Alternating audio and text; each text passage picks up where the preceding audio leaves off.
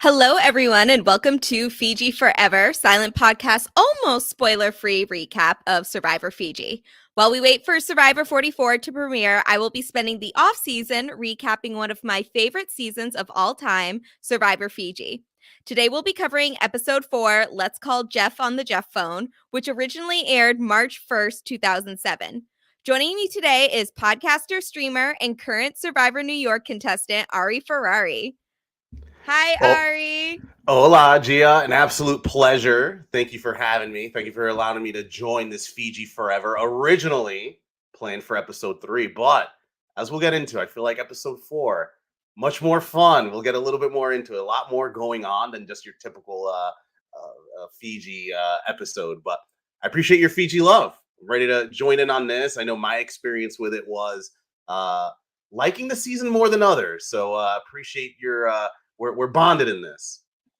Yes. Oh, I'm always happy to have another Fiji lover on here. And yes, you were originally supposed to do episode 3, but I think it worked out really well because me and Zed had talked a lot about episode 3 and just everything GameBot surrounding it. And that's not really the most exciting episode. Whereas here, things really start to heat up. So we have a lot more drama to discuss here and a couple remedies of things that we had already discussed previously. Like I had said that I wanted to see a little bit more of Moto and kind of what the dynamics of them are.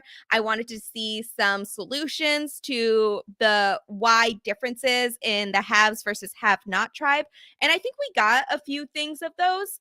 Not to mention, we haven't even discussed the fact that there is a medical evac this episode. And it's very, well, I guess it's technically a quit, but I consider it a medical evac. And we'll get into all of that later. But there's quite a lot to cover in episode 4. From the very beginning, the things start going. But before we get to that piece, I want to just go over the rules of this podcast one more time. And we discussed it a little previously, but I think this is good for anybody that is unaware of the rules at home or just to kind of like refresh on what the idea is. As I said during my introduction, this is an almost spoiler-free podcast. It is completely spoiler-free except for one important detail. And that detail is that there is an all-black alliance that the edit never shows. So we will be correcting that wrong because this is a very impactful alliance throughout the season, and we'll be highlighting them throughout our recaps. And this episode is very interesting because we see some important details or interactions in this episode between both Earl and Anthony on Ravu and also Dreams and Cassandra on Moto. So there's quite a lot to cover here, and I'm very excited to get into everything. But before we get there, Ari, do you want to tell the listeners just kind of like your experience with Fiji as well? Like you are a Fiji fan as well as me. I watched the season when it came out the very first time. I watched it in the real time and was very excited to see the season, to see some of the characters that I was really rooting for move forward in the season. And I'm very excited to talk about the season as a whole, but right now we're in the very early stages of it. So I would just love to hear your Survivor Fiji journey. Yeah, you know what? With Survivor Fiji, I was in college. I was studying abroad, so I wasn't even in the States. So even if I wanted to, in 2007, probably a little bit harder to watch some stuff that aired just a few days later. But I wasn't even watching Survivor at that time. I had stopped after Vanuatu. Just I Mhm. was in college. I was busy, man. I was partying it up. So my experience with Fiji is after the fact, I'm getting back into Survivor, probably around the time of Survivor China. After you travel the world, you kind of get inspired to watch a show that's about traveling to other places. So with Survivor Fiji, I finally got a chance to watch it after hearing negativity about it. It wasn't a good season, or they didn't like the way it ended up going. So I was addicted to Survivor to the point where the only way I was able to watch this specific season was going on some pirated bootleg dark web website. It was in full Chinese. but it had an English upload of Survivor Fiji with some episodes missing. So I watched the season. I think it's very good, and I think one thing that stands out is you hear this negative review and impact on why they didn't like the show. But someone like myself, I saw something that I hadn't seen on the show ever: diversity, because I hadn't watched Cook Islands at that point. So I was like, oh my god, there's like black people and Asian people and Hispanic people. Instead of just one, there's multiple without the baggage of Cook Islands. So it was very interesting, and I liked seeing some diverse people in there, Mhm. some other folks that I can relate to, some folks that I've seen maybe in my real life, right? That I can connect and bond with. So I thought it was unique in that aspect. And I knew that some of the reviews and the feedback was, I'm not saying it's a little off because it is different from other seasons in the sense that there's some other characters that we've never seen before. So that's where I come from. That's why I enjoy it, because I'm always going to root for an underdog. And this season is a bit of an underdog because it gets such bad feedback on it. But what I enjoy about it the most is just the diverse characters and just some of the best episodes and stories you've ever seen. With Dreams, particularly, very interesting kind of person. Yes, I agree. This was really well put, and I'm very excited to talk about not just dreams, but kind of the entire mess of Moto because we really start to see some cracks forming, and not just because of losing Gary early this episode. And now, as we end episode 4, the teams are tied now, in a very interesting way. But now the teams are, I believe, 7-7. And a lot happened to get us there. But before I jump ahead too much, I want to talk about, we ended last episode with a lot of unresolved tension because of this difference between the Ravu tribe, and we had half of the tribe, or about half of the tribe, wanting to vote out Anthony, mainly being Rocky and Mookie. And I think Sylvia voted for him as a self-preservation act, as she probably should. And then on the other side of things, I would say like the core group right now of Ravu, Earl, Michelle, Anthony, Yowman, I guess Rita did not vote. Rita did not voted for Earl, so she's kind of doing her own thing right now. But Rita's playing her own game. We You love a love to see it. confident woman. So, Rita, you go, girl. She didn't want to vote out Sylvia or Anthony, so she was just decided to do her own thing. Fine. Fine. I get it, but also I don't. So it's fine. It's fine.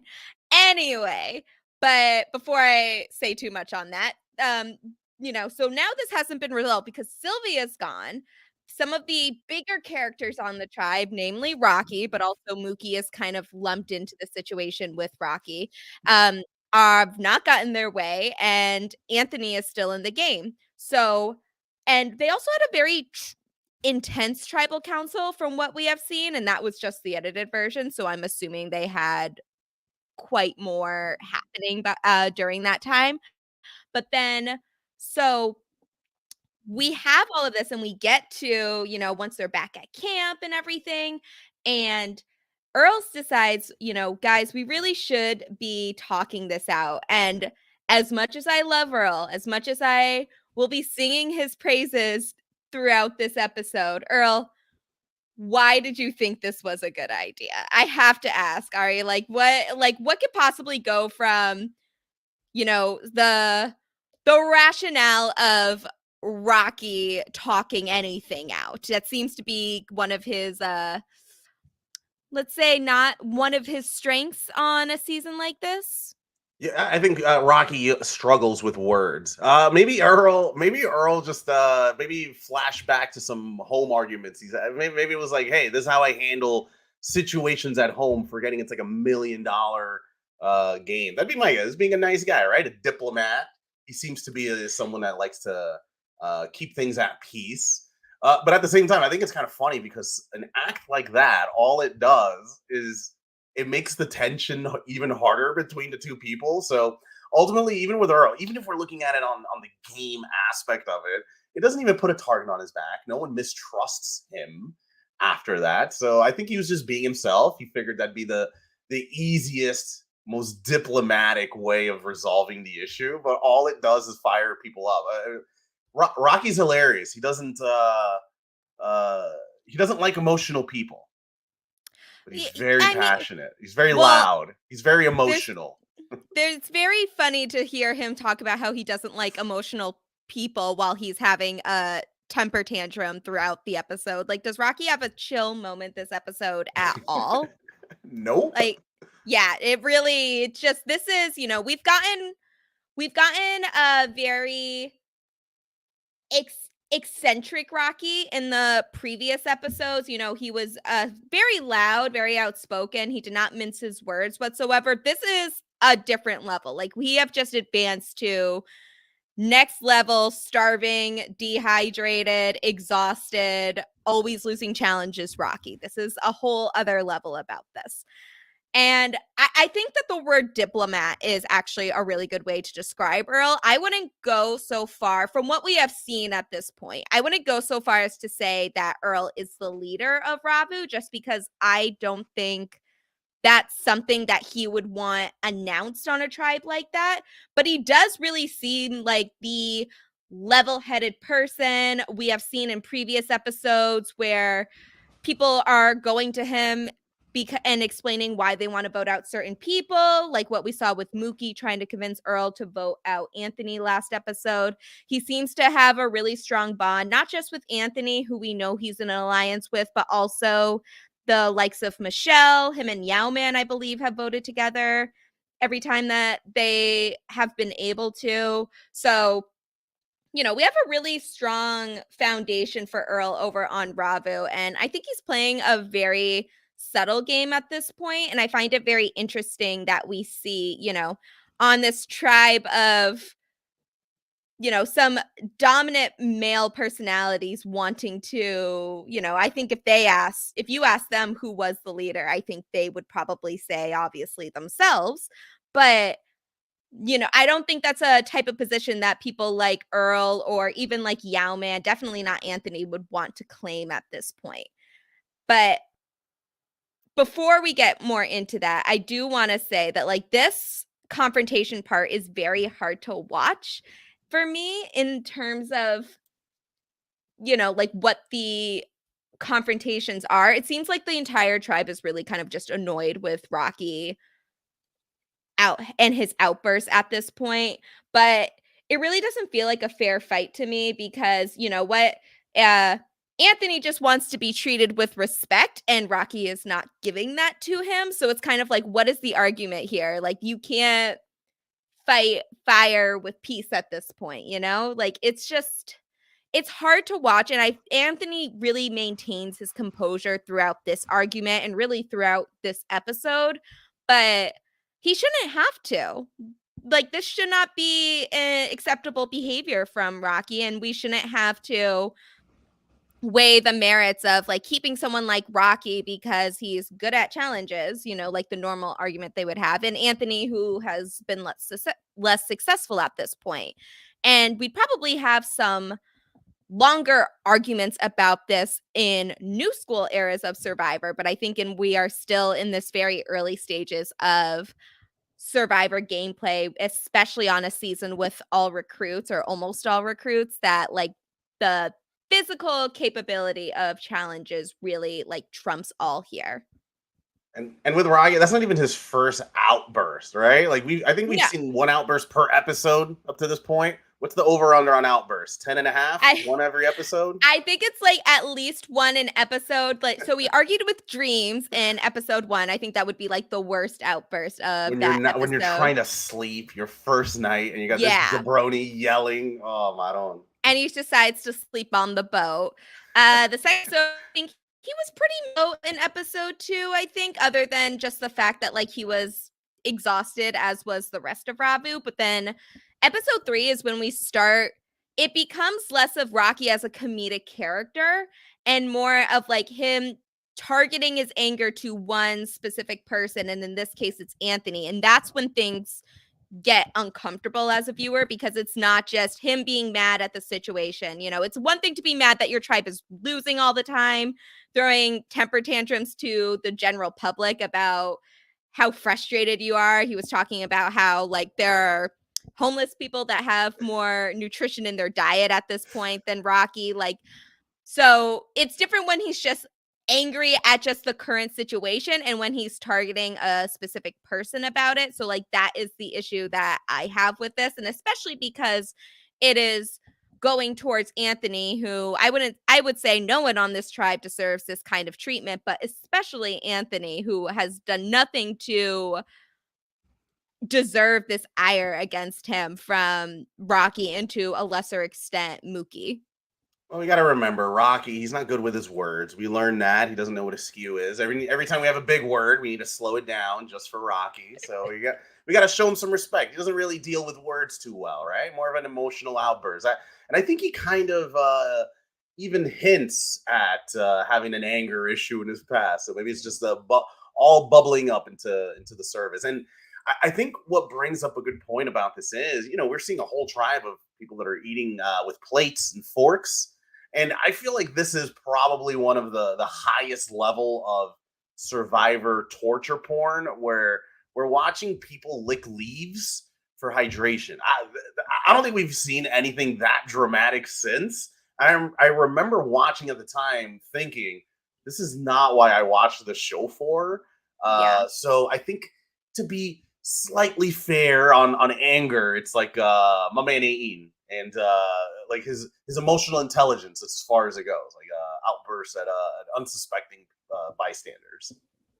Yeah, and also some of his logic doesn't really make sense. Like there's moments where he's complaining about losing Erica over Anthony when it was him and Mookie that decided they had to vote out Erica at that point. So it's just like things like that where it just doesn't really make any sense. I'm like, why he is mad. And it's nonsense. Like, let's call it what it is. There's no reason for it. There's certainly no strategic reason for it. It's in a game where you are still in the tribal phase, at least. But Anthony is still like persevering through this. He is somehow still holding his head high during it. I would not do this. I would be fighting. I would be ejected from the game personally. So kudos to Anthony for being able to hold his composure, even though he shouldn't have to, as I have said before.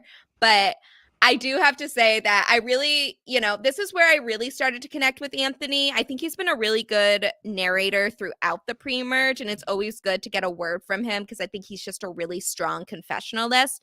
But this is where, and as a little kid, when I was watching this in the real time, I was about 12, and Anthony was talking about how he was bullied a lot as a kid, which is something that I went through as well, and that he had very low self-esteem for a long time, but he's not going to let this negativity get to the best of him, and they are going to have to drag him out of the game if they want to get him out. And I love that strength from him, and I think it's just very inspiring, especially for the fellow Black nerds out there, which is something that a title that he claims very proudly. And I think this is where a lot of Survivor fans like myself have a strong connection to Anthony Robinson, and I think that his impact on this episode, but also in the game, just cannot be understated. When I think of Anthony, like I think of, there's so many kids I went to school with that are just like Anthony, right? Like this Yeah. isn't the first time I've seen Anthony in front of me. This is the first time he's been on Survivor, right? But he's just a very familiar person to me, right? Like just a Yeah. Black nerd who just wants to hang out and enjoy their own personal hobbies, right? And they're just passionate about what they do. So it just manifests itself in a different way than a alpha or some loudmouth is. But that's why I like Fiji. I mentioned earlier that I didn't watch it live, but I was able to watch it later on, and it was like, oh, I know Anthony. Anthony from high school. Yeah. Yeah, this is someone that this is someone that you can relate to. This is someone that you can feel like a personal connection with. We as the audience, and I think that a lot of fans watching this, like we want Anthony to succeed. In some way, we want him to have his victory in the game. Even if like I'd say he has victory here, and just that like he makes it through another round here, you know, like just the fact that this is a show called Survivor. He has survived another day. That is part of the game. Some of the things that has happened here has been a little lucky for Ravu, if you can call something like a quit or a medevac as like luck. But I think that it's really, you know, that this is still a positive representation for me in terms of like, this is a character that really wants to play the game, really wants to survive, and he's not going to let the negativity of the situation bother him. And honestly, and we'll discuss it a little more when we get towards the end of the episode, but I don't think even if Ravu did go to tribal council here, I don't think that Anthony would have gone. Not just because I know like how the season actually turns out, but I just genuinely think from the makeup of Ravu at this point, I don't think Anthony was going to go unless he asked people to vote him out at this point. Like I have strength and I have a strong belief in his game and his allies' game that they weren't going to let him go that easily. He seemed to have some support.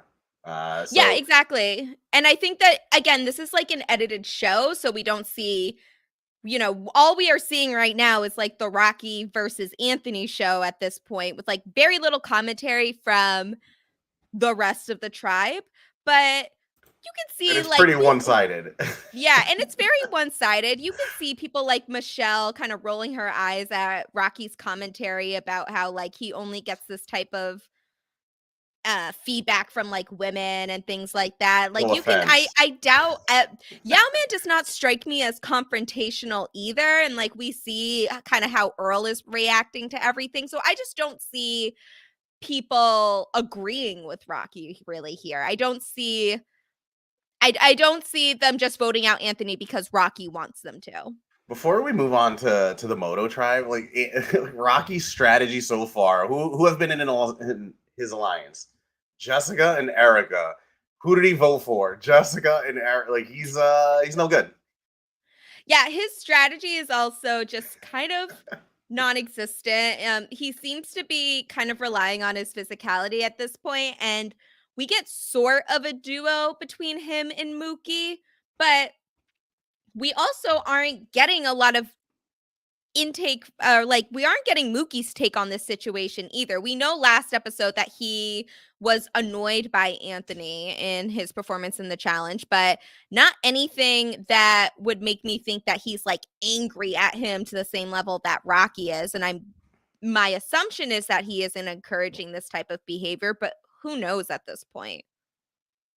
We can talk about the Rocky Anthony thing a little bit later on in the episode, but like what is it about Rocky that he's just so anti? He keeps talking about, and it's a very interesting conversation about masculinity, right? Like Yeah. he's almost comparing Anthony to a woman, correct? Yeah. Yes. And but what does that even mean, right? Like where does that come from?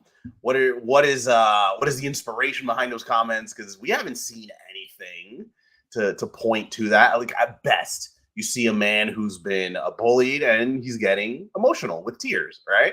And that's the extent of it. But what are those features that are bothering Mookie and Rocky so much? It doesn't Yeah. really make any sense. So what I'm getting from this is that Anthony is a very emotionally intelligent man, and we love that. We love to see it. If this was a season that was airing in 2023, Anthony would be getting fan cams and lots of tweets talking about how he's an emotionally stable king, and we love it. And, you know, Anthony would by and far be a fan favorite. I'm very confident in this. But I think especially for the audience that this was airing for in 2007, this is not a nuanced take from Rocky. This is just him airing his grievances that don't really have a lot of merit at this point. But also, he's annoyed with the situation. He's not handling the losses that Ravu is facing very well. And he does not strike me as someone that has like a wide range view of what positive masculinity can look like. He has a very narrow idea about what it means to be a man, and any men that deviate from his view of this are, weak, or that they are not being a real man, quote unquote, being a real man. And especially in a game like Survivor, that is often the victim of keep the tribe strong mentality. By strong, we mean we got to keep all the strong guys around. And of course, the strong men, like we saw in the beginning of this season when Ravu lost the first time, they said, oh, we obviously have to vote out a woman. So it's something that happens on a regular basis with Survivor. And especially in these early seasons where we actually have a pretty mixed group of winners here in terms of gender breakdown. But quite frequently, women are the first boots in seasons, or very early boots, because they aren't like physically capable, or if they try to take charge in any situation, then they're labeled as bossy, like what we saw with Sylvia in this season. If someone is dedicated to the challenge, if they're passionate, we see them also get voted out early, like what we saw with Erica. So there's just a lot of deeper conversations that need to be had about how gender is viewed in Survivor. And we already there's a ton of seasons where we can talk about this, but it's very interesting to see the current boot order, which just escapes the vote out, the same fate that Survivor 43 had, where the first 4 boots were all women, and where Papa Smurf's exit this episode breaks that, but he wasn't voted out either. And we haven't even talked about what's to come. So let's put a pin on that one. Yeah, so this will come up again later, trust me. And especially now that, spoiler for anyone that hasn't finished episode 4, but Rocky and Anthony are both still in the game. So this is not the last that we are going to see of this conflict this episode. So we go to Moto. And as I have said in all of our previous episodes, we really don't get a ton of Moto in the early phases of the game. In these first few episodes, we haven't learned a lot about them as a tribe, other than the fact that they're winning everything and they aren't really, they aren't really having a lot of resistance to their success in the game. They're a cohesive tribe. They're winning everything. They're getting all the rewards. They have the most lavish camp in Survivor history. So on the surface level, things are going really well for Moto. Now we are starting to see the cracks of Moto finally. And this will be important on later episodes as well. So, this is just the very beginning of Moto, but we learned so much, and some of it I really didn't want to know. Let's be honest. This is a rough segment, and in my opinion, they picked entirely the wrong person to be narrating this segment, but whatever. This is what we were stuck with. What do you who are we talking about here? Miss Lisi Lanierez is commenting on this. I have been holding my tongue about my thoughts on the Moto tribe thus far, but this is where we start to see some of the darker sides of a tribe winning everything. And this is going to be very interesting, and I will try to maintain my composure. Hopefully I'll be a little more successful than Rocky, but again, no promises here. But there is one thing that I really like about this type of conflict in Survivor, is that when a tribe is winning everything, they aren't voting people out. And that often leads to a lot of conflict, because part of the thing about living together in Survivor is that you get to vote them out at some point, or you are voted out. So they're just kind of doing the same thing, different day at this point. But we learn in this episode that there is an alliance of 5 on the tribe of what started in the episode as 9 here, which is between Lisi, Stacy, Edgardo, Alex, and Boo. So that's the 5. and they seem to have a really strong bond. They're getting along really well. I think it's probably very easy for them to get along when, again, they are winning everything. And they are all pretty confident in their place in the game at this point. So nothing at this point in the game is this concerning. Like, this commentary in this moment is not where things start getting a little darker. But immediately right after, we visit the other part of this story, which is that Papa Smurf, or Gary, is still not doing well. You know, he is still struggling. It's really hard for him to function right now. So that's the other part of this. And this is where things start to get ugly. So I do want to talk a little bit about the 5-person alliance here. So, as we said, Ari, the alliance is Lisi, Stacy, Boo, Alex, and Edgardo. That means that Papa Smurf, Liliana, Dreams, and Cassandra are all out of this alliance. And on a 9-person tribe, you just need 5. You know, like, if no one on Moto has been to Exile Island yet, so they can assume that none of them have found the idol because they don't know where the idol is at this point. They don't know that it's at camp. And they, you know, so 2 of the people that are in our All Black Alliance are on the outs of Moto, and the other 2 are eliminated this episode. So it is not looking good for Dreams and Cassandra right now. I'm a little worried about them at this point. Is that fair to say? Well, it's unspoken. It's very weird. Unspoken. Where does that come from? Unspoken. What's the common bond? Well, like, is it the same age? I'm trying to see where did that come from, right? Is the age? What's the common denominator? I this is interesting, but I think that there does seem to be a bit of a cultural connection here. Lisi, Edgardo, and Alex are all Hmm. Hispanic. They are all they have similar cultures that they can connect through. They are all in similar age ranges. And they seem to have similar mannerisms here. Like, it seems to be, it's this unspoken bond, but we can, even in this episode, we see their biases come out full force. Like, when we get to the first segment that we get of Papa Smurf struggling in this episode, we see Cassandra, who was very upset last episode as well, talking about how she was concerned for him. She really wants him to stay, but obviously his health comes first. So like, she thinks he has to do what's best for him. We see her comforting him during when he is struggling and like talking with him about everything.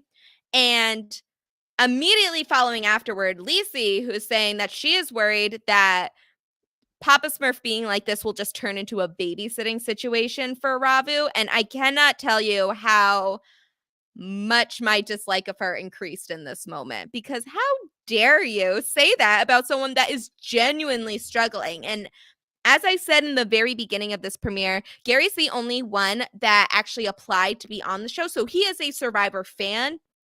Cassandra said beforehand that she knew that this was a passion of his. So he is like a genuine Survivor fan. He's not just someone that was like picked to be recruited to be on the show before, but he's really struggling out here. And it's just really uncomfortable to see. Not only is he on the out socially, but he is struggling physically in the game. And while the people that, really don't have anything to lose, like, are just like kind of annoyed at the fact that he is still there, that they're worried that he's just not going to get better, not because he's not because he is he could be really sick, but because this might mean that they have to like babysit them. And the tribe is up 9-7 at this point. You get to sit people out here. That's the best part about having your tribe be up in the numbers at this stage of the game. So it's just a very aggravating part, on top of the fact that we see that we see this conflict of really like personalities here. We see two different reactions to a real world concern with Gary's health. This is Lisi's coming out party, right? She has a lot of fun. Is this the first time she speaks? I feel like we go 3 episodes without hearing a word. Now we hear Yeah, a lot of words from we Lisi. so she's gotten small moments in the season. Like, I think when we've had, the past few episodes, we've had segments about Moto really just like enjoying their rewards. So we've had little moments from Lacey, but this is when we really get to see her personality. And this isn't even the worst thing she said this episode. So I'm ready. What is the worst I'm thing she really, said? we'll get there. We will get there. But it was just very aggravating to see this type of reaction from her. And the fact that she is currently in the majority of this tribe. So it's just like, is no one else picking up on this? Is no one else like a little angry about this? I'm angry about her reaction to this situation. I feel really bad for Gary, and to see someone that's on the outs like Cassandra at this point be genuinely concerned for Gary, for his well-being and comforting him and stuff. It's like, that's the type of player I want to root for. And honestly, as we get further into the episode, I'd rather have seen Cassandra's point of view, not just on the Gary situation, but on her current situation on Moto, than I would have liked to see like Lisi's commentary on Liana, or any of Alex's opinions about what's going on at the moment. It's like, shut up, I don't care. Tell me what Cassandra thinks. That's what I care about. Alex, he's very soap opera-ish, very telenovela. Like when I saw him, I was like, "Oh, I've seen this guy before too," but I've seen him on Channel 4, so I'm on Univision. He has. I feel like he has a very like villainous face. You know what I'm saying? Like, he's so handsome, Alex is great very teeth. Alex is very interesting this episode, and I was wondering why I felt, and part of it's because Alex is in the majority, and obviously I am very strongly team underdogs in this case. And again, this is not the end that we see of this alliance here, but you can kind of see in Alex's confessionals, and he gets quite a few here as well, that he's very like, he thinks about his words before he says them. And Yeah, he does. Alex was the one that was billed to us at the premiere as the Harvard educated lawyer.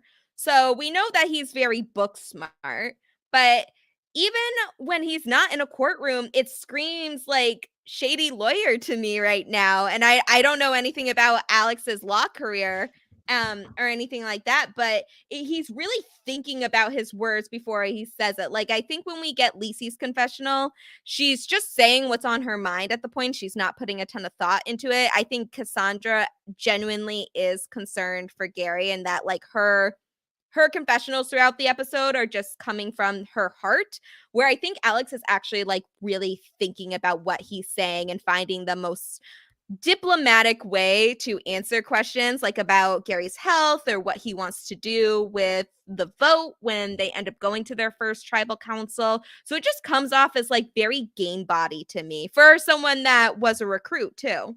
He's very calculated, that guy. He is very calculated, and I don't think it's really to his betterment here, because I think when we see, later we will see Earl and Anthony discuss Rocky's behavior, and we get Earl's confessionals later on. And I think Earl does think about how he wants to approach situations, and that his confessionals are also well thought out, but they feel very natural to me, versus like he just wants to get the right words out about he's not sure what he's going to do to keep Anthony safe much longer. Whereas I think Alex is actually genuinely like thinking about what's the best way for me to word this. I love that you brought that up. When I think of Earl, he's I don't want to say calculated, but he does think about what he's going to say before he says it. But I feel like the Yeah. main difference is Earl might think about it to think about what are the consequences of sacrificing my own game, versus Alex is like, I'm going to be calculated to put myself further into the game. I don't know. It just feels very game body, like you said, like where it's not about.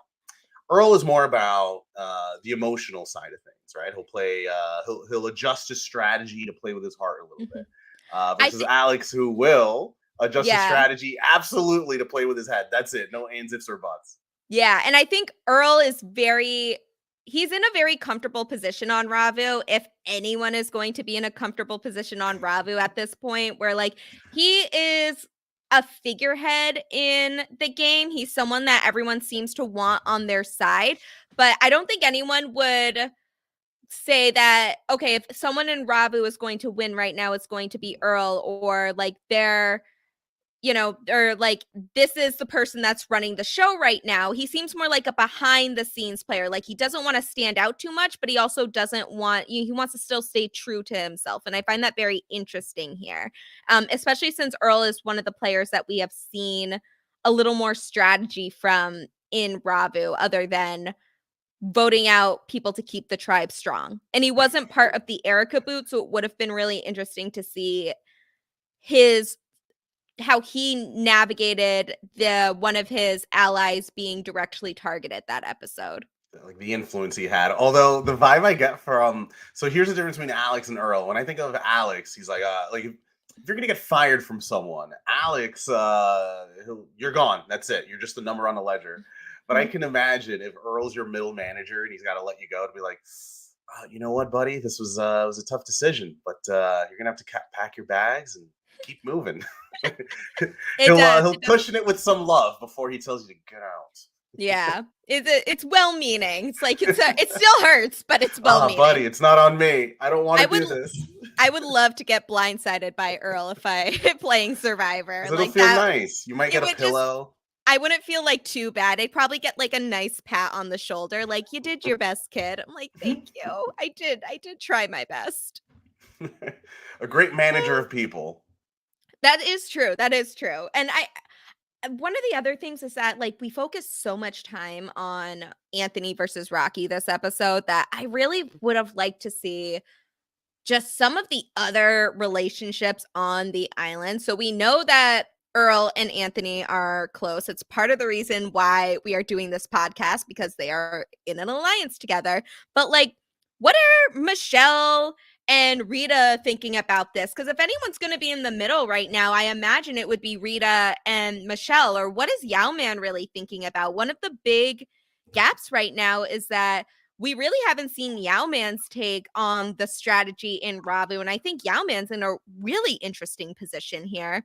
And we really haven't seen Michelle or Rita's goals in the game right now. Like, do they want to take out more of like the physically weaker people, or do they have a plan that they want to eventually take out the likes of like Rocky or Mookie or Earl, or like what would this next step be? It seems like, Rita felt strongly enough about keeping Anthony that she didn't vote for him last episode, and I would just like to see what her plan was to move forward from here, and we really don't get that this episode. Uh, and you know what? It's the season thus far seems to be very driven by the males on the team, right? Even Yeah. we're just not hearing. Michelle seems to be doing things, but we don't hear much about it. We hear about the fire with the glasses. We hear that she gets a little annoyed by Sylvia. And, Yeah. that was fun. That was cute. But it I seems to love be Shady Michelle.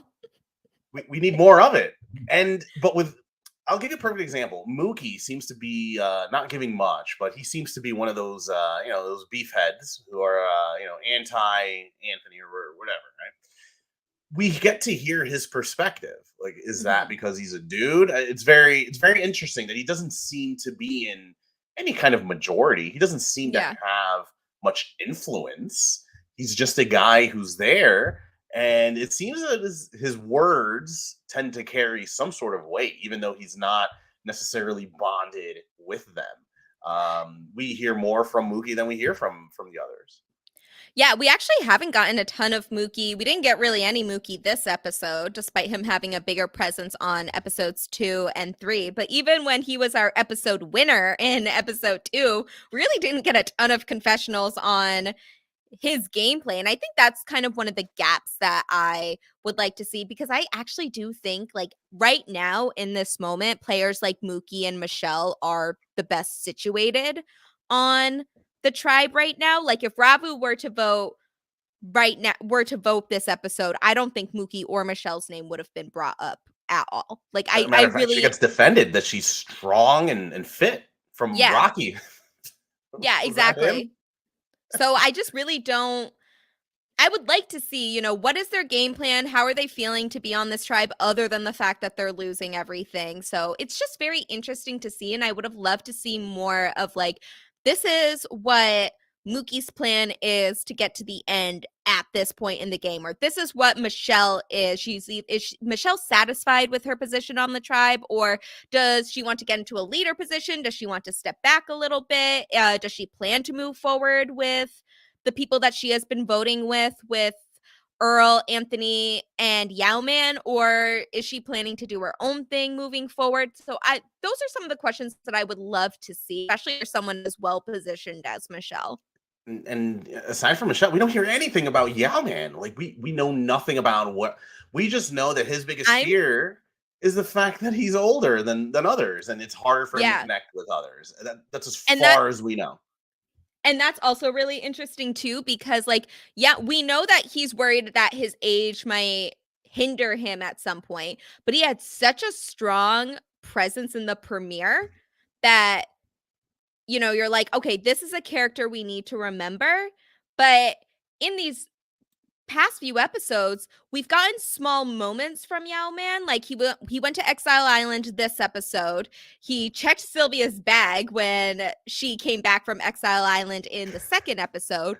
But when we get to the tribal council segments with Ravu, or like the scrambling before tribal council and Ravu, we haven't heard Yao Man's perspective on anything. So I don't know if that's just because as long as his name hasn't been out, he's willing to vote with where his allies are voting, or if it's just not relevant to the outcome at this point. But I do find it really intriguing that we haven't seen this at some point, especially since they've left such a big impact in the premiere. And especially since there seems to be a huge focus on the tribe strength, and typically that's synonymous with muscles, or Mhm. for biceps or abs, for and not even strength, right? It's just like biceps and abs, which don't even necessarily mean strength, right? Like hello Garrett Adelstein. So like it's very interesting, right? Because if you're Yao Man, if you're in that position, wouldn't you be a little fearful of, if we keep going down this route, eventually it's Mhm. my number that's up, right? Like, am I considered the strongest for as much as they might like me or think I'm useful? Are they going to consider me the strongest? It's very, like, if I'm him, I'm concerned, and I would want one of the bigger beefcakes out of there. Yeah, and Yao Man and Michelle and Rita, like, all of these players, they are smart people. They are certainly not dumb. And I think that they are thinking about the game, but we don't know what they're thinking about the game just Which yet, is which the is point, like right? yeah. So they seem to be in a good position. We haven't heard their names be thrown out yet, but, like, what does this mean for the greater scope of the game? Oh no, So, we've heard and Rita's. She's a yeah, woman. Yeah, we've heard Rita's. yeah, exactly. So we need this is what we're going to be focusing on in, like, later episodes. But we haven't even gotten to the reward challenge yet, which I'll give you the Spark Notes version of that. It's a balance beam. They have to date Iconic it, challenge, Gia. What do you say? Is this I iconic? love I love this challenge. I don't like it for this season because we have seen several times where these tribes are so close, like, where they're close in, like, neck and neck in the challenge. But then the have-haves not twist, I think, really impacts it, because how are you going to tell a tribe to keep their balance that hasn't had, like, regular water in a few days, versus the people that are just like, we're full because we're eating all of the They're fruit and licking rice, and plates, Gia. we're licking plates. Like, oh, but we made it ourselves, guys, so it's totally fine. But this is where I'm just kind of like, this would be great. Like, this actually, I'm glad you said that Vanuatu was one of the last seasons you watched before you went on your break, because this is a challenge they do in Vanuatu. And it's so good. It's very dramatic. And, the, but the tribes there's a gender divide on the tribes, but they have the same type of supplies on hand. So it becomes more interesting in that way. Whereas I think for a season like this, it's just not as eventful. Even when I knew the outcome of this, though, I was very excited by the fact that Ravu got 2 people over first. And then Moto started thinking about the squats idea, which I think Dreams is the one that actually said that first, to do the squats. And I've done this exercise in gym class before, where you have a partner and you have to see what to do to get over to the other side. And the squat is the position to go in, especially when you're short like me and people can just kind of like jump right over you. Like this, always squat. # always squat. The squatty potty. Yep, that's the way to go with this. I don't know how people can actually do it with the way that Michelle and Yao Man did. Granted, they're very tiny, but they have to you basically have to share a space on the balance beam with the person next to you, and it becomes really difficult when we're dealing with bigger guys. That's probably why Boo was the last one to go in this on the Moto side of things, because I can't imagine Boo and Edgardo sharing the same space on the balance beam and having that go okay. Boo rocking a beanie, by the way. What's going on there? Why is he rocking a beanie, knowing he's going to go into the water? He was just really confident that he wasn't going. I don't know. I would love to. If Boo Burness is out there, why the beanie during a water challenge? I'd like to know, please. Not sure if we've talked about this before, but this season has people with fake name. Boo, Dreams. Yeah. Who else we got? Rocky. And he was called Boston at one point. What? Yeah, they alternate between calling him Rocky and James. So that's part's interesting. Michelle's name is her middle name, I actually think. She's actually Piper Michelle, but she goes by Michelle here. What? Yeah, so there's a lot of nicknames this season. The most nicknamed season of all time. That's this one right here. And they are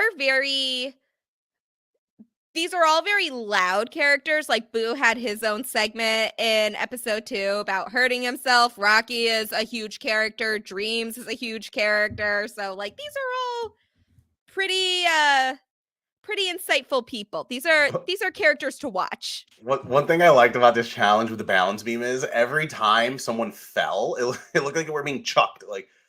Just because of the natural physics of it, it looks like you're being pushed. It was so funny. I enjoyed it. I don't so water challenges make me anxious because I just don't like them. I'm not swimming's one of my least favorite activities, but I did enjoy seeing Lisi fail during this challenge because I was like, oh, this is what you get for talking bad about Papa Smurf. How dare you?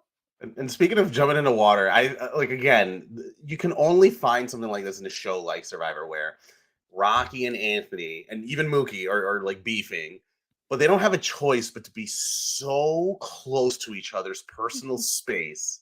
And also they fall together. So it just, you can see every time that he falls that both of them just get so pissed. They're getting so furious. They don't have to say anything. It's written all over their face every time Anthony's trying to pass by and they fall, they lose balance. But he's not the only reason why they fall, but still you can just see that they're just blaming him on it. From that challenge on, they're already pissed at him. Yeah, so it's just this is not what people want to do. This is not a comeback story, Gia. This is not a comeback story. This is not the challenge to play when half your tribe doesn't like each other. But then also this is the perfect challenge for that because you have to be. But I think we've definitely had better iterations of this challenge than in Fiji. As much as I love this season, this is just not its high point. But the challenges this season are very good. I really enjoy it. Shocker, though, Moto wins reward again. And I was a little surprised by this choice. Oh, yeah, I forgot to say, they win fish, rice, spices, everything nice, pillows, and a king-sized bed. Why? I don't even have a king-sized bed. That's crazy. In the middle of the jungle. It's absolutely insane that they threw that in there. They really did not care at this point. This is wild. What was It's this still season wild. sponsored by? I don't know. Tempur-Pedic, probably. Beds, I every wonder homewares, housewares. I'm surprised we didn't get a Charmin shout out earlier in the season because they were so happy about them having an outhouse at one point. Oh, Episode 1 and 2 is just constantly talking about a toilet. It's so funny. The yeah. word toilet's just used constantly. Casa de Charmin, you will always be famous. But one of the things that I was really intrigued by here is that they pick Yao-Man to go to Exile Island, which I'm not sure why. I would actually love to know why they decided to do this because it seemed like what they were going to do is switch between Sylvia and Earl so that it kept like the same people going there. But then Sylvia's voted out, so my assumption rewatching this was that Earl was going to be going back to tribal council because he's the only one that's been there, but they decided to switch it up and send Yao Man over there. And I always forget that there was a time in Survivor where Exile Island was really thought of as a punishment, and that's part of the reason why they would send players like Yule from Cook Islands, Earl right now, or, Sylvia kind of got sent there originally by random options and stuff. So it's not, like by the luck of the draw or the unluck of the draw in her case. But, so they really wanted to like keep it to like the same people going and uh think of it as a way to like deplete them. But Yaman has the right idea here where they go to tribal count or when he goes to Exile Island is that this isn't a punishment.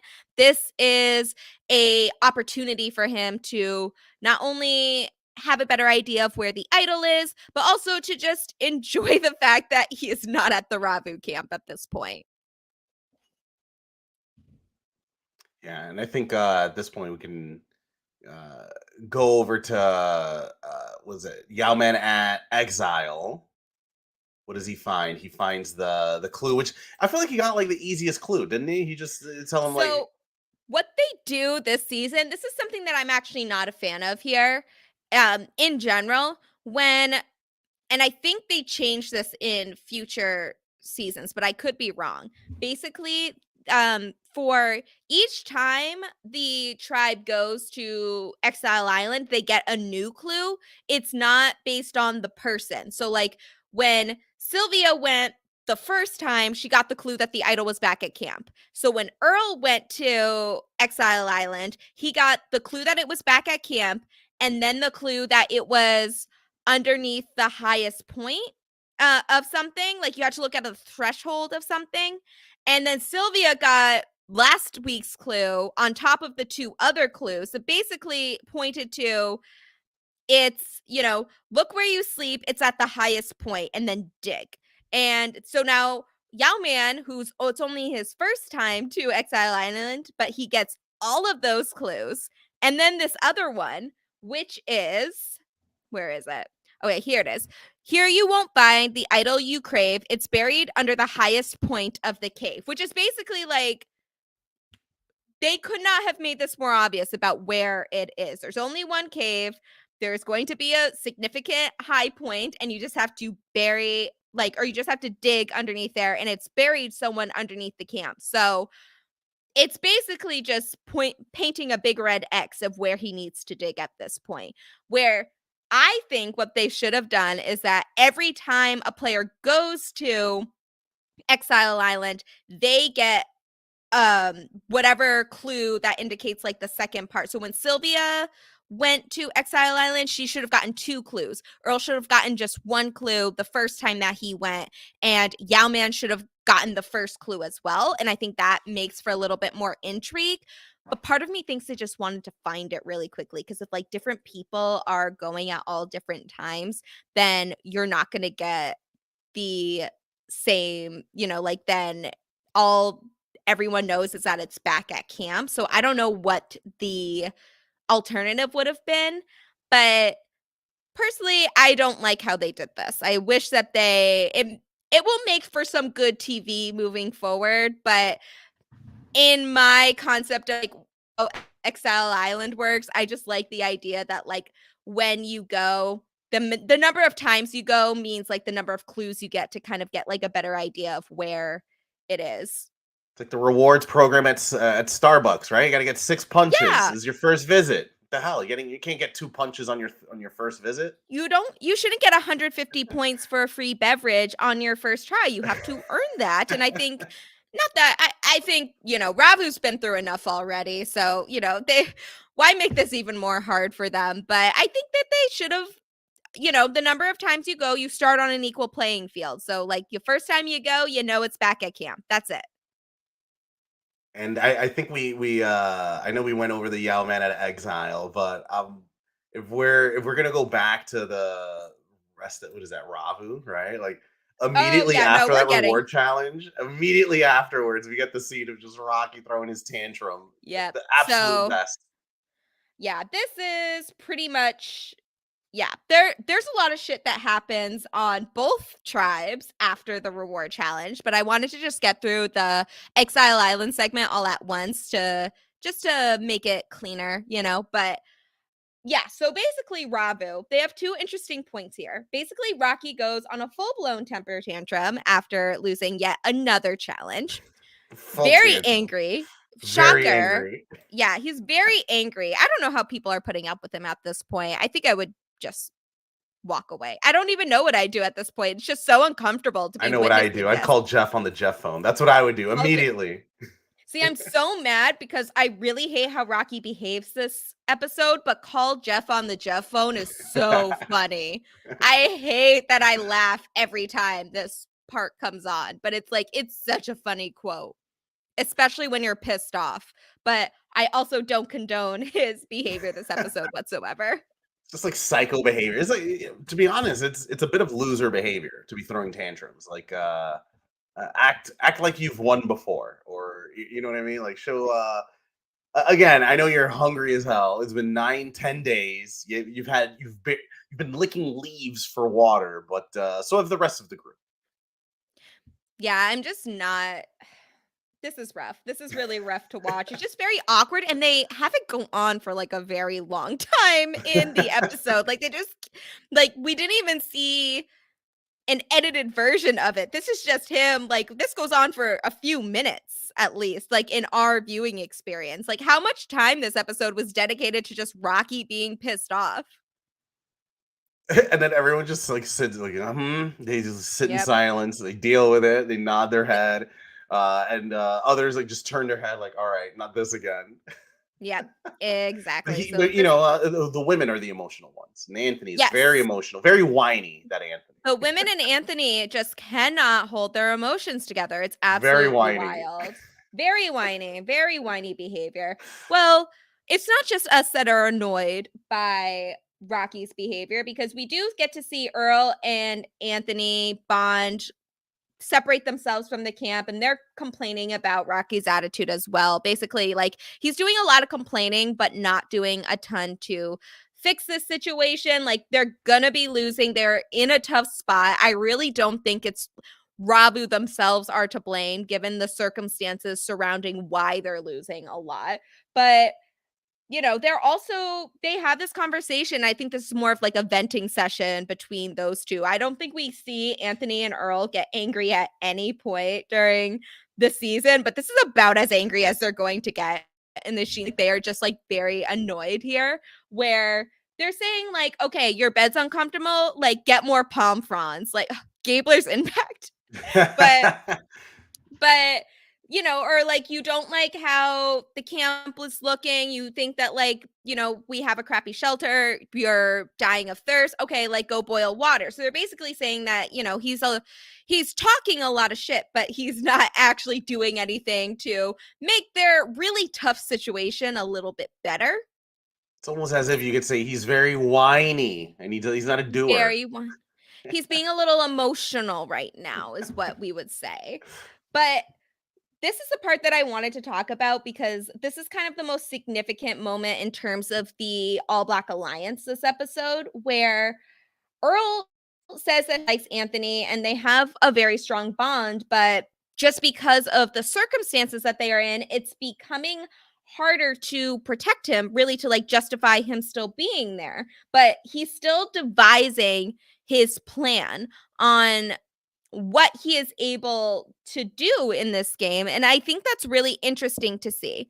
Now, one thing that I do want to say, it's not really a spoiler because I think we can kind of understand at this point. I don't think anyone in the All Black Alliance is going to sacrifice their game for another person in the alliance. I think that these are still relatively self-interested players. And I think that's a good thing because that's what you want to be in a game like Survivor. But the fact that Earl is, we've already kind of sang Earl's praises this episode, but the fact that Earl is not just taking things at face value, not just saying this is, like, all right, this is the boot order. He is constantly thinking about the game and what he needs to do to turn the tides in his favor. And I think that this is a very significant moment here. And I think Earl does believe that keeping Anthony is in his best interest if he can find a way to convince the rest of the tribe to keep Anthony too. So he's thinking about multiple scenarios on how he can succeed in the game himself, but then also what he can do to advance Anthony and presumably Dreams and Cassandra as well. We haven't seen them interact outside of the first episode yet, but this is something that I'm sure that he is thinking about in his strategizing. Yeah, and then with the rest of the tribe, what is that? Like 5 other people to influence, and we haven't. And it's tough for us to judge because we haven't seen what everyone else is thinking. Like we don't know what Michelle. What are Michelle's thoughts on Anthony? Does she hate whiners as well? Yeah. You don't hear Rita. Rita seems to be I don't know. Is the word protected? Well, she seems to listen to Anthony. Yeah. At the very least. And then I She feel like didn't. Mookie and Rocky, he's dead to like Anthony doesn't even exist to them. Yeah. So if he has they're down to 7 right now. So if they have like Earl, Anthony, Michelle, and Yao Man, that's all they need to vote together moving forward. So I don't know if there are like wavering opinions here. Like, and again, this is part of the problem is that we don't know what their concerns are at this point. But it's, to me, this moment is very quick, but it's noteworthy in that this is Earl as a game player, but also kind of a nod, as close to a nod to the Black Alliance as we're going to get here, that Earl wants to do what's best for him, but he's constantly thinking about how he can advance in this game, ideally with Anthony as well. He's not giving up on him just yet. And I think that's important, even in a game where you're encouraged to be selfish. Yeah, I think that's pretty apparent, right? And what we're Yeah. being at the very least shown Yeah. between the two. Like how far can you protect someone?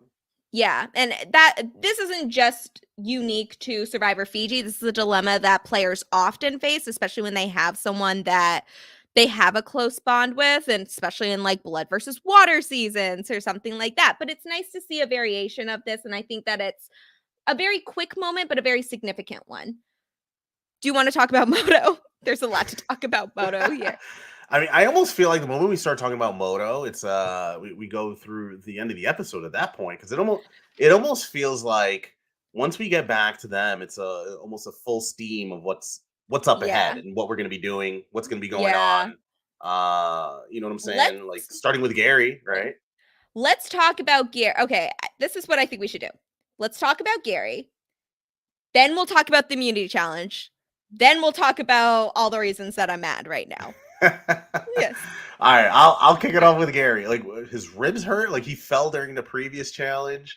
Yeah, so I think there's a lot of different, I don't know if we actually get a full picture of what Gary is struggling with at this point. I feel like we might get an idea at the reunion, but I can't remember. So I don't quote me on that. I'm not sure. But Gary is still struggling. We know that he fell during the slip and slide challenge. He thinks that he has a broken rib.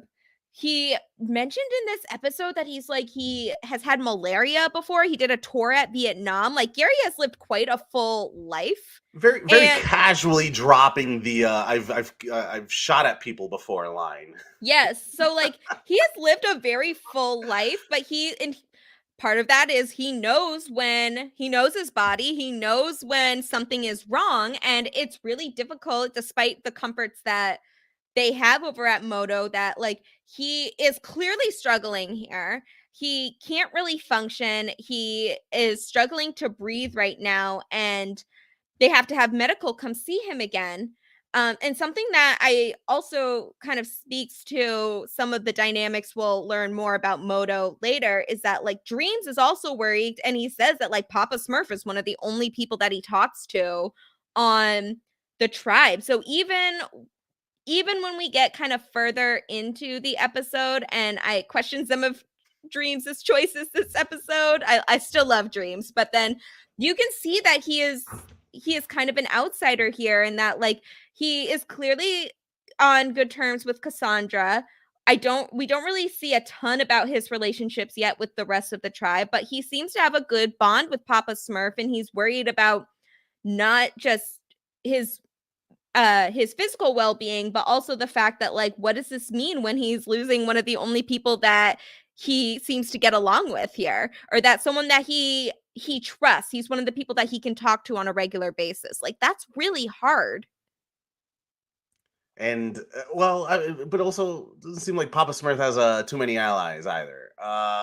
He doesn't, and I think that if this went to a vote instead of the medical situation, then they probably would have voted Gary out And I just anyway. started thinking too, like, let's say he was on the other tribe.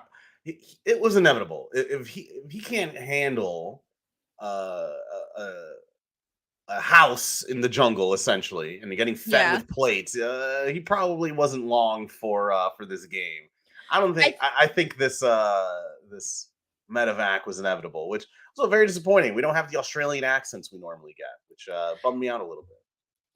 I'm worried about this because like it's worrying because who knows how this would have gone if he didn't fall the way that he did in the slip and slide challenge. Maybe this was inevitable. I think it's hard when you're an older individual in the game, and it's clear Gary has been through a lot in his life, but like there's just some things you can't avoid, and it's just really hard in a situation like this. But I can imagine being dehydrated and starving, would not help the situation. But it seems like he's struggling to eat here too. Like there's a moment where Lisi asks him about if he's eating or not and like encouraging him to eat a little bit more because of they have a lot of food.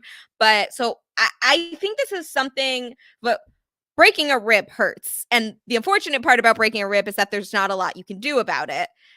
But I think there's probably something else happening here. And I feel so bad that he's clearly struggling with it. I don't see Gary as a quitter. I don't think he would have decided to leave if this wasn't serious. But he does decide, the medical checkup does not find anything that's like immediately alarming. But if he wants to get inspected further, they say that he has to go with them to on the medical boat, which would effectively pull him from the game. And Gary decides that it's best for him to leave. And honestly, I think this is the right decision for him. Yeah, but probably. And you know what? I feel like when we talk about like quitting, some fans get very passionate about, oh, that person quit. But I feel like one thing people need to understand is on this in this experience, unless it's life threatening, as in, yo, bro, you're gonna die, they're gonna leave you in there. Yeah. We can't. Pain is something that someone and the individual needs to tolerate, and pain is pain. Pain is real. But if I'm medically, diagnosing you, then unless you're going to die immediately, that's not up to me to decide. That's a pain Yeah. tolerance question. So it's very interesting. Even thinking about him and the question of what a quit is versus not. I know from what I remember, it tended to be like a big question in the community of whether or not he was a quit. And part of me is like, That's sure, technically, whatever. But who the hell am I to judge?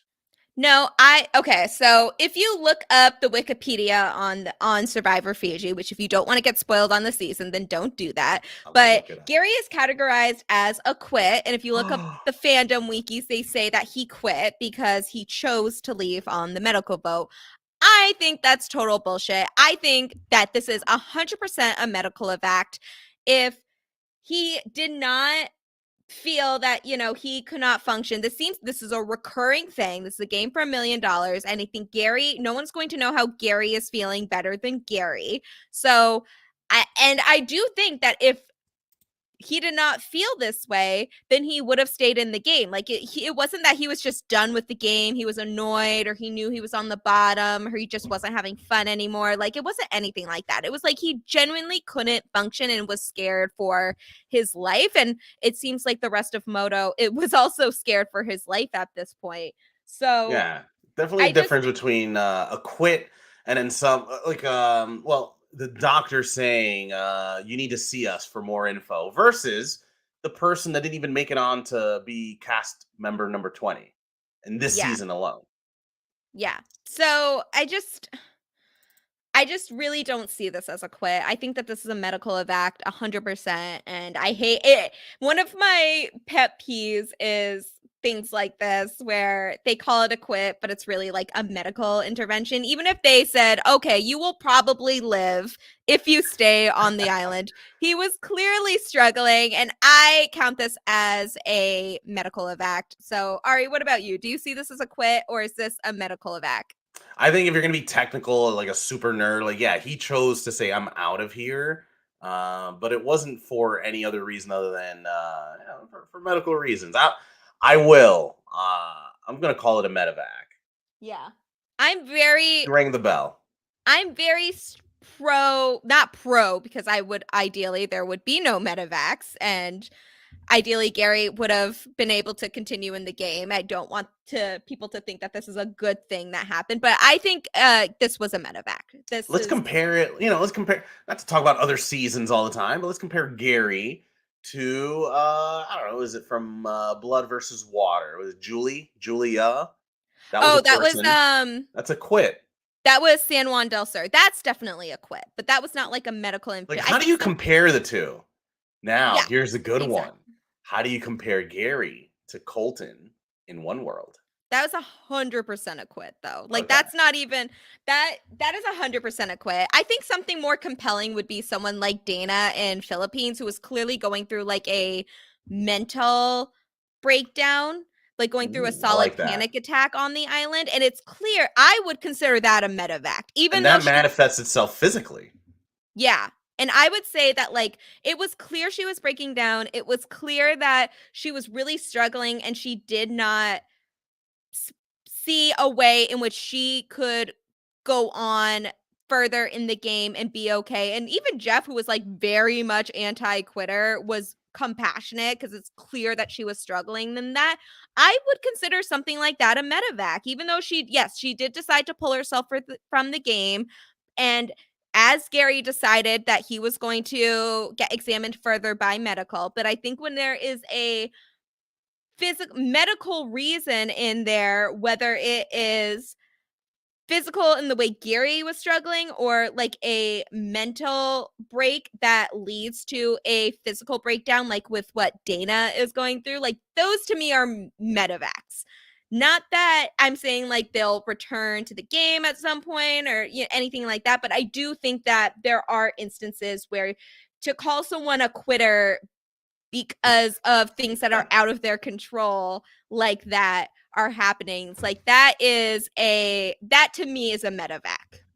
You know what? I love to compare Survivor to sports as much as I can, and it's almost like a player they get out of the game because their hamstring got torn or their shoulder was bruised. Like, well, technically, on the most technical levels, can they play?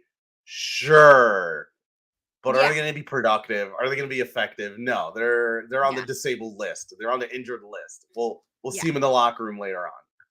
Yep. Exactly. That's perfect. That's actually yeah, that's a perfect one. So I'm glad that we got to talk about that a little bit. And I'm glad that we're on the same page about Gary is a medevac situation. He is not a quitter in my eyes. And Papa honestly, Smurf, Papa Smurf. Papa Smurf seemed like a genuine person. He seemed to be very likable. It's unfortunate that this happened, that he's pulled from the game.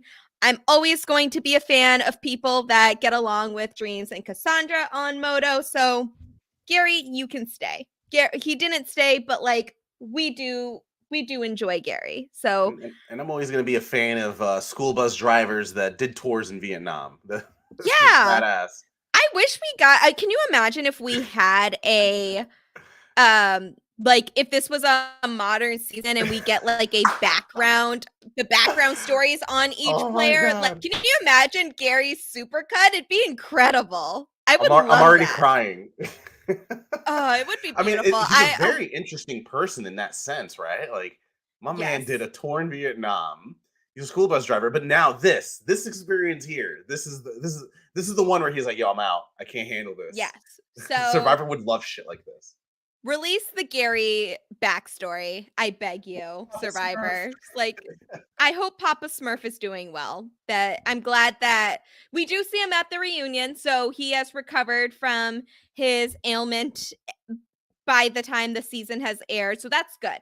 That is good. And there's another reveal with Gary at the reunion, but I will save that for when we actually do the episode recapping the reunion. All right, we'll So talk offline on that one. I'm very curious. oh, I'll just type it to you in the chat. It's because it's like it's not a big reveal. It's not like life-changing or anything like that, but I want to say it, but I just want to save it for the finale episode Why don't we because talk about another reveal back at the Ravu camp? There's a big reveal coming out oh, as there is a reveal. Oh, Michelle is I was kind of hoping delivering. we'd get to forget that part, but since you brought it up, do you want to fill him in? All right, so here we go, gang. So we're preparing for the immunity challenge. We're in Ravu. We've lost. We've done nothing but lose. We're here to win. All right, so we've got Michelle. She's reading the clue or the hint to what the challenge is going to be. And because they're losing, Rocky, he's here to elevate the spirits, build that team chemistry. So as they're reading it, I'm watching the episode, and something in my eye notices like, what's that blur? What's going on? So she's reading the clue in front of everyone, and this random blur. Then you see like movement in the background. And here comes into frame. The blur comes into frame. Here comes Rocky, completely naked, just to harass poor Michelle while she's reading the clue. She wasn't having any of it. She was like, "Go away." But yeah, Rocky thought it'd be hilarious to be butt ass naked. Rita, luckily, only just saw just a little bit of it. Thankfully, half a Yeah, second look. I God bless Michelle Yee because with everything that Rocky has pulled this episode, I am up to here with his shenanigans here. But that is neither here nor there. We have another challenge to discuss. And that's before we get into even the pink oh yeah, he wore a pink like I'm guessing took Rita's top. Yeah, it's like a tank top that he rolled up or like oh my god, like what even like a tube top, a tank top, something like that. A bikini it was top. yeah, so he decided to wear that to the challenge, and Jeff kindly compliments that pink is his color. I think he does wear pink fairly well, so that's all I'll say on that. Yeah, very pointed. Yes. What is that, coconut? What the hell? Why is it so pointy? I don't know. I want to let's just get to the immunity challenge. I don't want to talk about Rocky anymore. All right, we'll skip to the challenge. So we get one of the other things that is mentioned before we get to the immunity challenge. Alex notes that with Papa Smurf gone, they are screwed if they lose another challenge because then the tribes will be tied at 7-7, which I forgot about because Sylvia was added on to Ravu after their first vote, so the tribes were even again for a moment. So this is a crucial immunity challenge here. Now, when we actually do get to the immunity challenge, they announced to Ravu that Gary has officially left the game. He is officially out of the game. So now the tribe breakdown is 8-7. And we get to our immunity challenge. And Ari, I love this challenge so much. This is I hate water immunity challenges, but this one I'm kind of obsessed with. All So right, give it basically to me. what What do you like about it? it's just like very dynamic. You don't necessarily it's not just people like swimming to one end of the section to the other. There's like actual tasks to do. And so basically what happens is that they unlock players out of cages, and the other player uses a boat to rescue their teammates. They race back to the shore afterwards, and they form a human pyramid to unlock the player in the top cage. And I'm kind of obsessed with this. It is so camp. Half of the things that they have to do is so unnecessary, but I love it. I So like them being stuck behind like a little jail cell. I know it was like very adorable and kind of unnecessary, but I still love it. And I just really enjoyed it. And there's not much that happens during the actual episode, but it ends up being really close. Again, it's like once again like a very close challenge.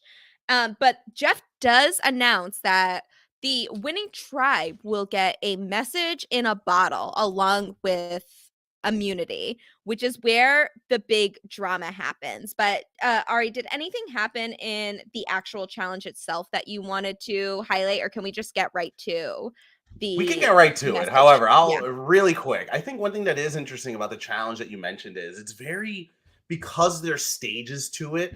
There's a bit of anxiety, a bit of tension that builds of everyone needs to succeed, everyone needs to do good before you can advance to the next round. So there's definitely a edge of your seat. You're on your toes until the next move. So I think when I look at it from the perspective of if you're playing you're never comfortable. And I think there's something that it even translates on TV where even though Moto was in the lead, I always felt there was always a chance for Rabu to come back just because it was done in stages and there were steps and there were always opportunities to come back. So I did appreciate that side of it as I think Yeah. about how does it translate to TV. Yeah. So I did really enjoy this challenge. I wish we got more diversity in our challenges on Survivor that we get in Survivor Fiji, but this was a fun one. So Moto wins again, not surprisingly, but it is really close, which I forgot about. And that part is particularly surprising to me. And they get their note, and it is kind of what we have been wanting for since the beginning of this season, since we saw the big differences in the tribes. So Moto wins, and they open up their message in the bottle that says that they have to choose between immunity or comfort. And what this means is that to keep their immunity, they have to live at the Ravu camp. So if they decide to keep immunity, they have to go to Ravu camp, and Ravu will go to the Moto camp and live there, and they will still vote someone out. But if they want to keep the camp, they will vote someone out. And this part is really interesting to me. And Jeff points out to them, he tells them that if they decide to do this, if they decide to keep the Moto camp, the tribes will be even again at 7-7. They're aware of this. And they huddle up they give them a minute to make their decision. Lisi says, raise your hand if you want to keep the camp. And I think almost, if not everybody, raises their hand. They Everyone. want to keep the Moto camp near unanimously or ununanimous. I think it was everybody I raised think their it was hands here. unanimous. Yeah. Every single person said we'd rather take this home than live with one of you. Yeah. And they know that they will be losing a member doing this, and they don't care. They know that they could be the person voted out, and they still raise their hands for this situation. So I just find that very surprising. Do you think this was the right decision for them? Because they do follow through on this. They decide to keep the camp, but they are going to be the people going to tribal council. So they are voting someone out now. I think really what it demonstrates it's just what it's showing is that there's some people that are very confident, right? Yeah. I feel like the whole point of the game and the show is you don't want to lose people, right? You want to keep your Yeah. army, you want to keep your tribe members, you want to have numbers. If this is a numbers game, the moment you lose someone, you have less numbers. So I think all it demonstrated was that there's some very specific people that are very comfortable Mhm. And to, for a number of people, losing one is no big deal because they're good to go. So it's almost a Yeah. question of, if you raised your hand wanting to keep it, sure, that's fine. But if you Yeah. but if you're not within that group and you take a step back, you almost have to think about, like, why is this shelter? Why is this more important than losing another person? Right? It's a very Yeah. interesting way to approach it, because Yeah. I wouldn't want to lose anyone. I, I'd rather sleep in the gutter, live in the slums, and keep my Yeah. numbers. You know what I'm saying? Yeah. I don't think this was the right decision for them. But this is why I think that. Yes, the camp is really nice, but they still haven't had a tribe swap yet, so they can kind of bet on the idea that they may possibly have a tribe swap.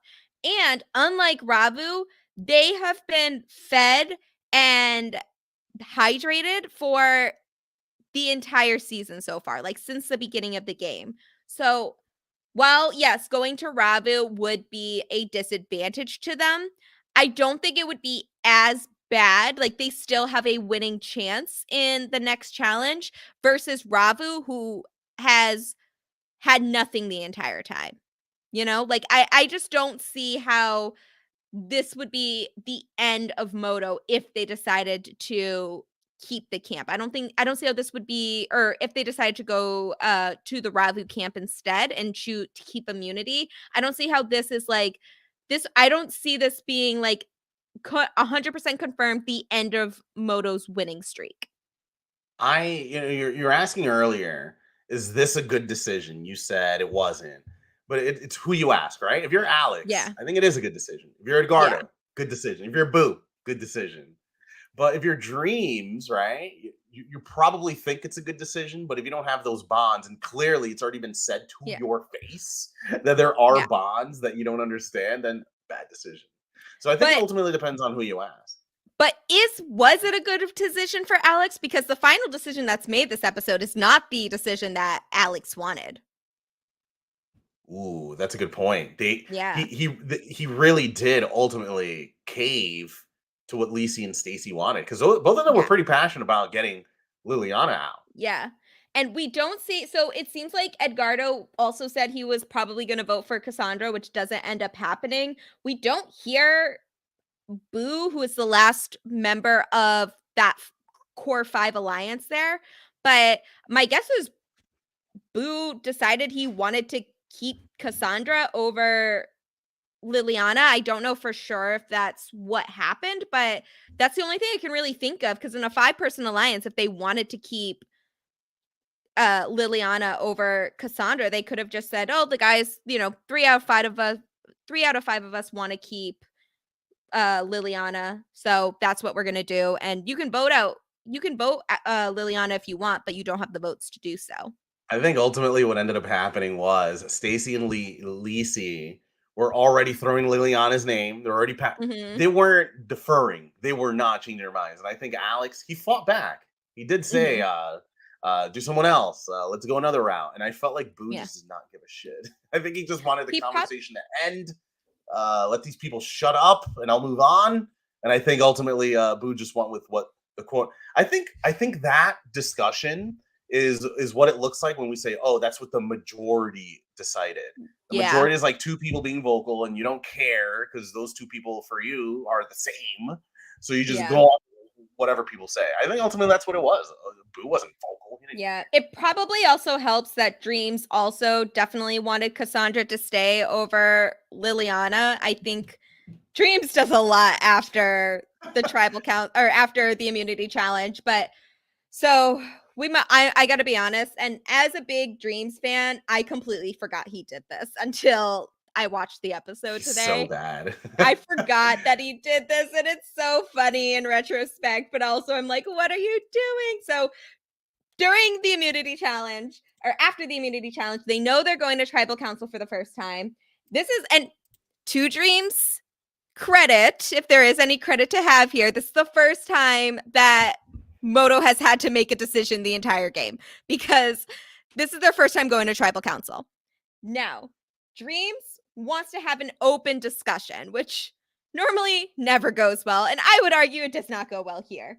But Dreams wants to have an open talk, with everyone, explaining that he is not pointing fingers. No, he won't point Spe- fingers.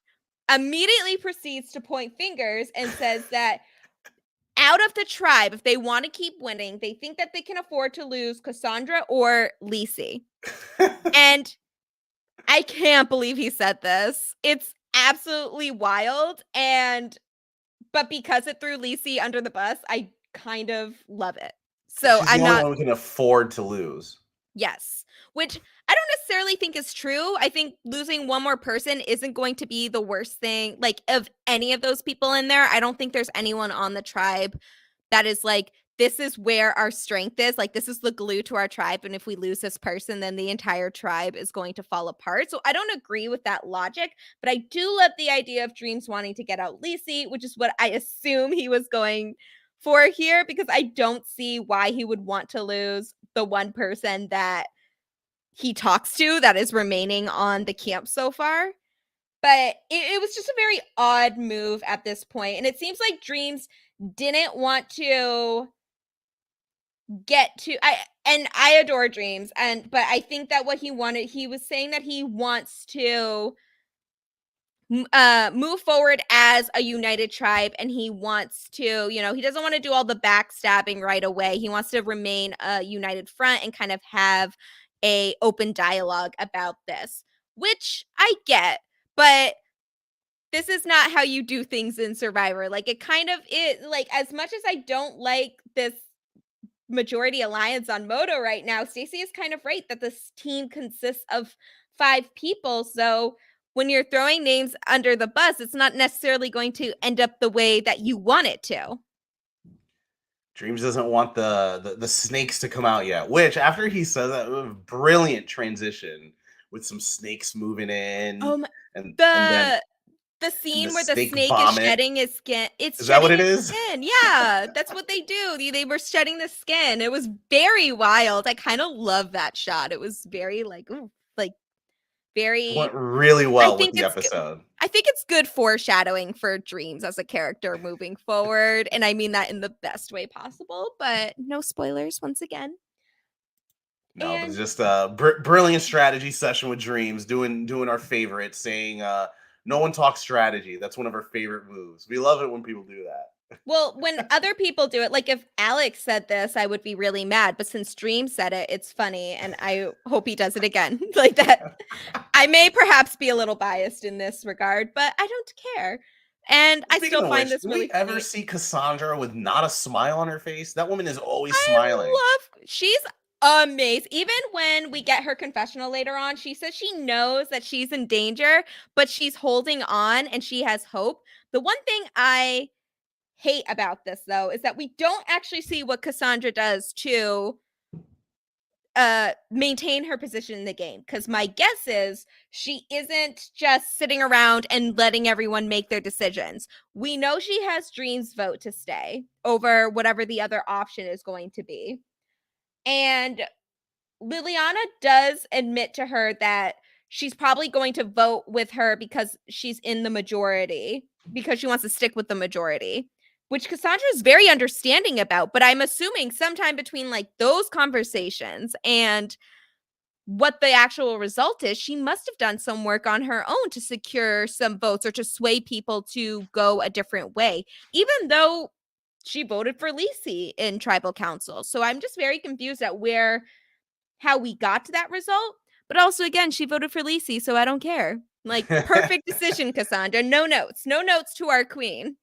And that's the question, right? Like I don't think what you're commenting on is you're not concerned as to that the fact that Cassandra voted for Lisa. You're just wondering like why? How did you Yeah. land there?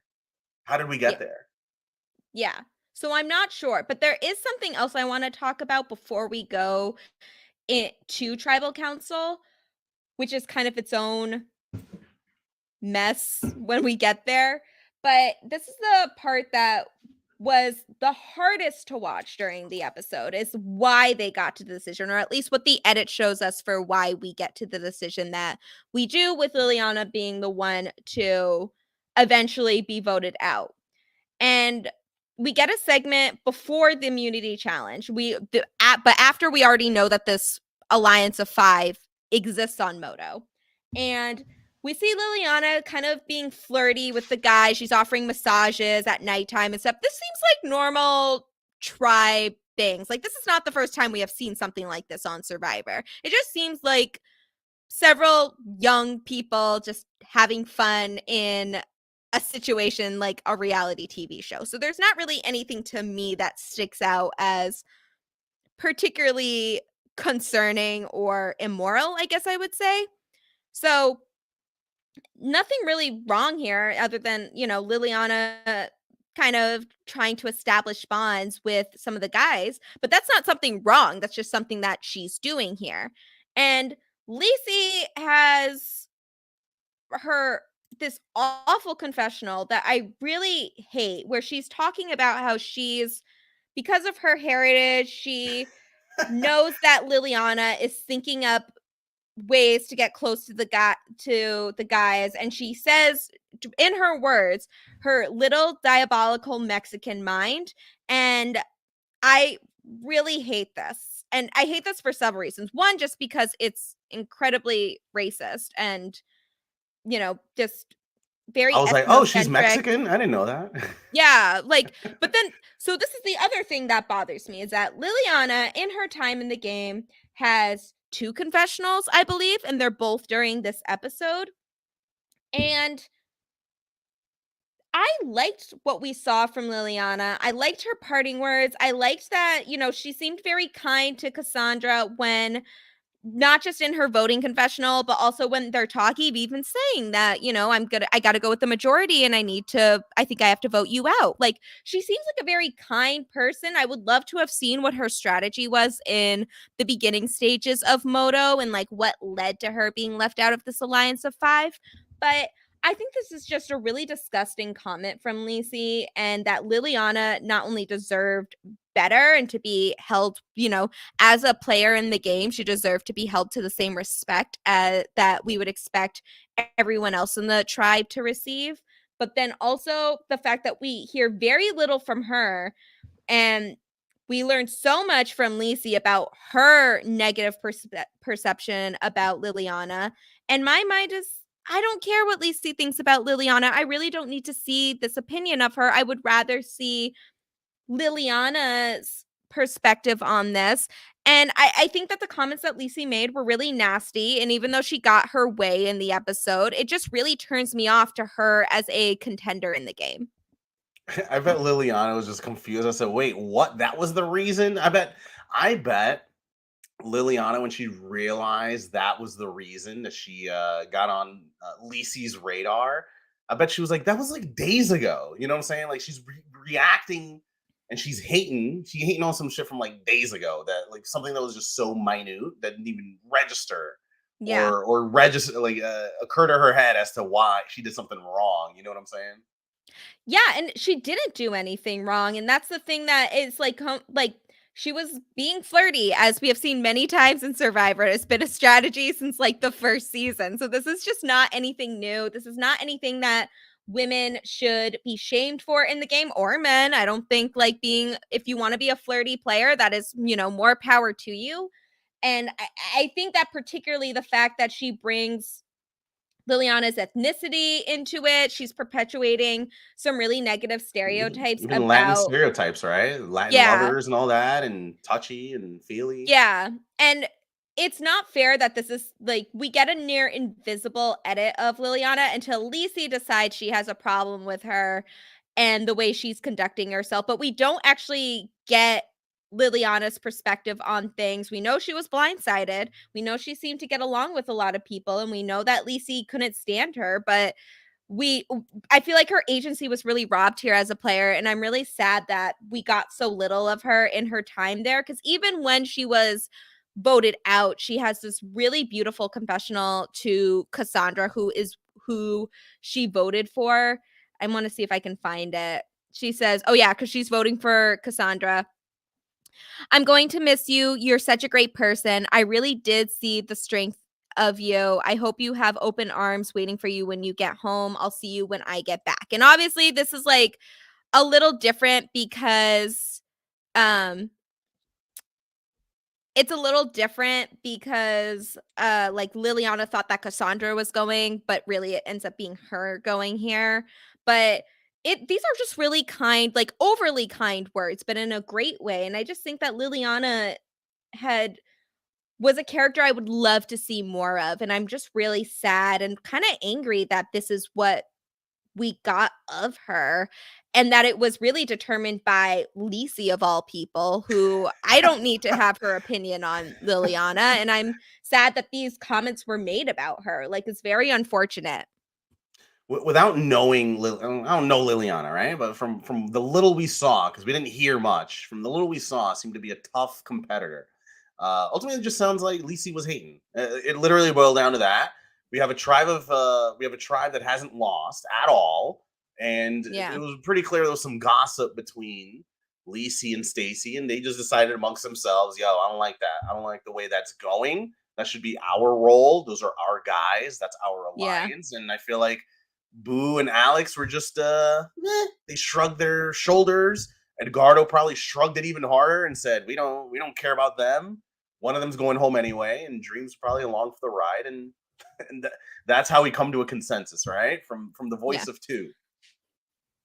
Yeah, But and I she think seemed that tough, right? I feel like we would have seen a lot more a headstrong character, just a I would badass have chick. liked to see her get the opportunity to last longer in the game. If a tribe swap comes up, I would love to see how she would have reacted to that, if she would have tried to integrate Give herself Yowman more into the massages. original.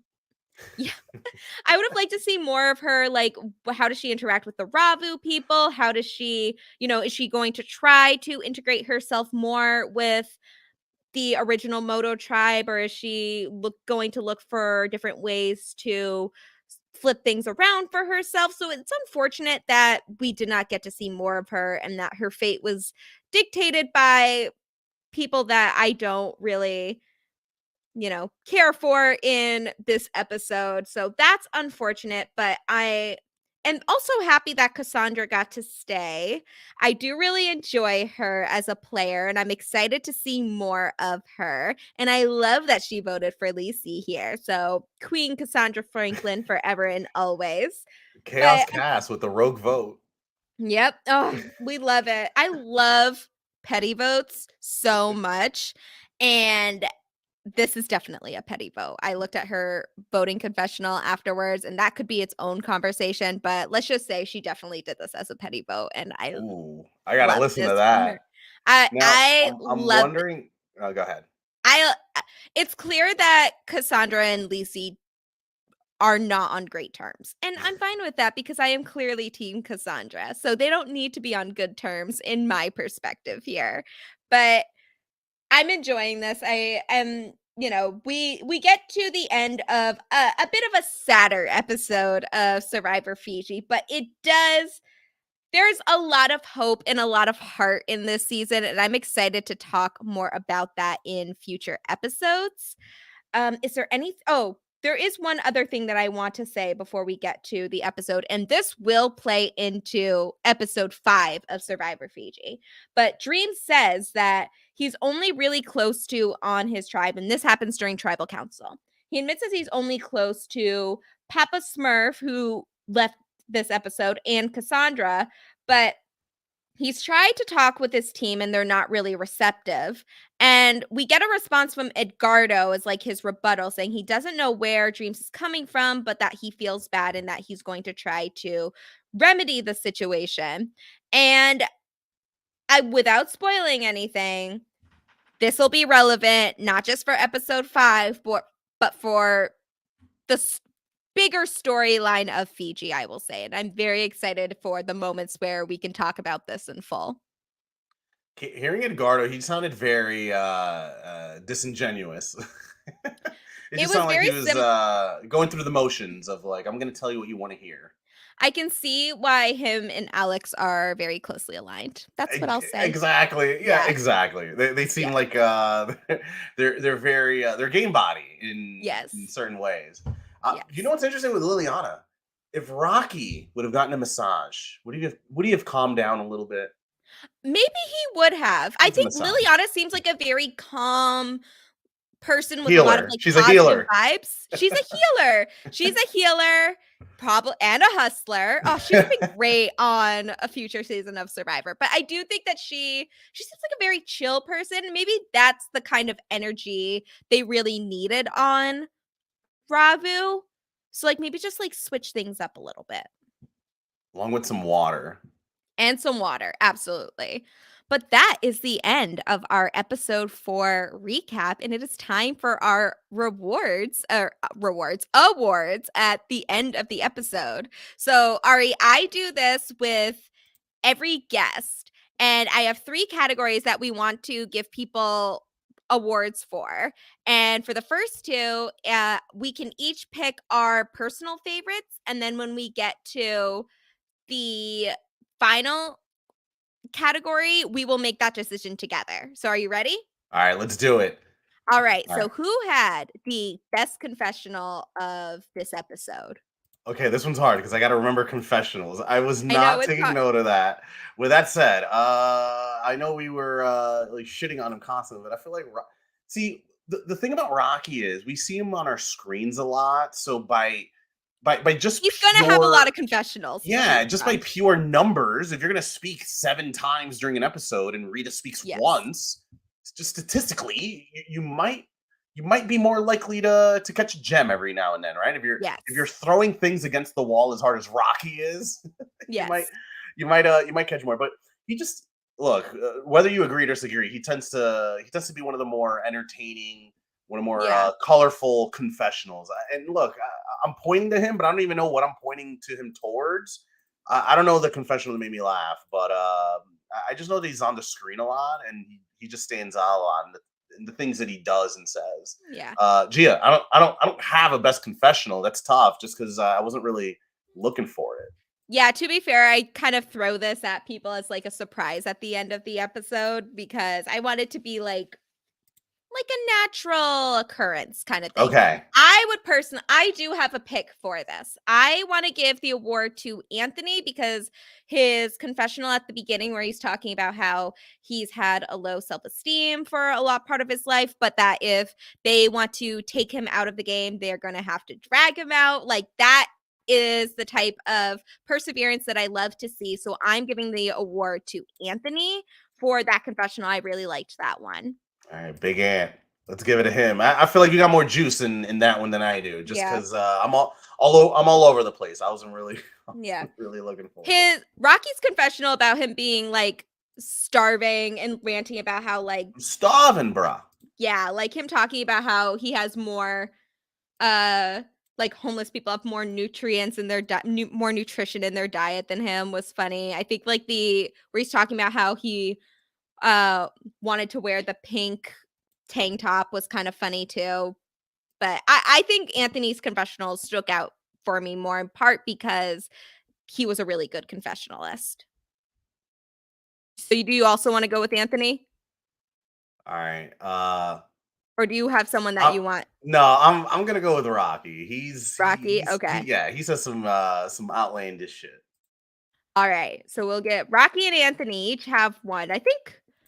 Trying to think. I think Anthony might The have battle one. continues. Rocky and Anthony. Rocky and Anthony. Even in a vote for best confessional, they can't just not duke it out.